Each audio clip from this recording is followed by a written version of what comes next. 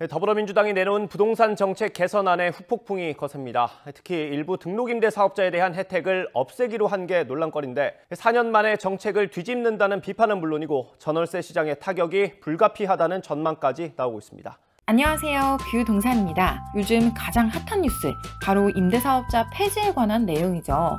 현재 52만 명의 임대사업자들이 정부에게 뒤통수를 맞았다며 여론이 들끓기 시작했습니다.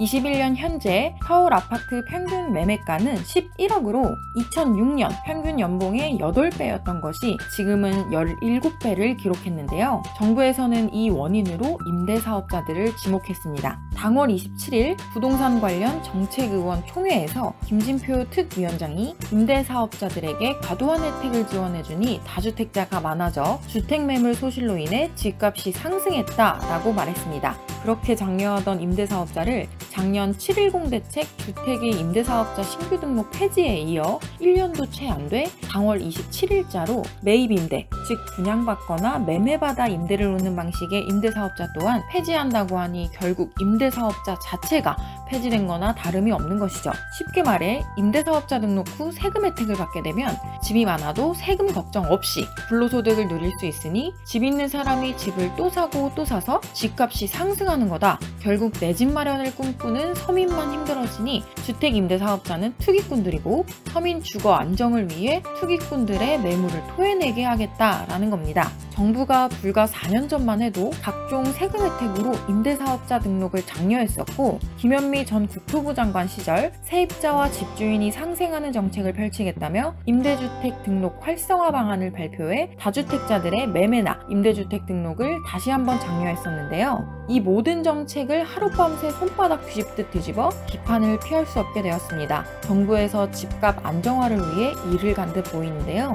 앞으로 임대인은 임대사업자의 신규 등록이 불가하니 기존 등록 말소 후 6개월 안에 매도해야 양도세 중과를 피할 수 있게 됐는데요. 하지만 여기서 문제점은 주택 매수자가 실거주를 원할 경우 피해는 고스란히 임차인이 지게 되는 것입니다. 쉽게 말해 폐지하기 이전에 등록을 해둔 임대사업자는 의무보유 기간인 10년이 지나면 혜택이 끝나기 때문에 6개월 안에 집을 팔아야 세금 중과를 피할 수 있어 급하게 팔 것이고, 이후 그 집을 구매한 사람이 임대사업자를 등록할 수 없어 실거주를 원한다면 임차인은 계약 연장을 하지 못하고 이사를 해야 한다는 것입니다. 게다가 임대료 인상 제한에 공적 의무까지 사라지게 되면 집주인 마음대로 전월세를 인상할 수 있기 때문에 부담은 고스란히 임차인에게 돌아오게 되는 것인데요. 때문에 갑작스럽게 뒤통수를 맞은 임대인뿐만 아니라 애꿎은 임차인까지 뒷목을 잡게 된 상황입니다.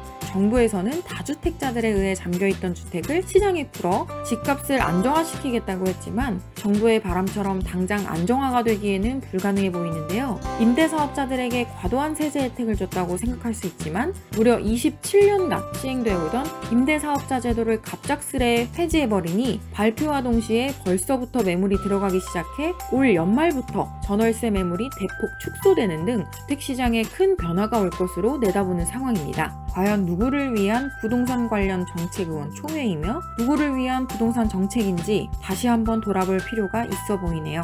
이상으로 뷰티비 부동산의 실시간 부동산 소식이었습니다. 감사합니다.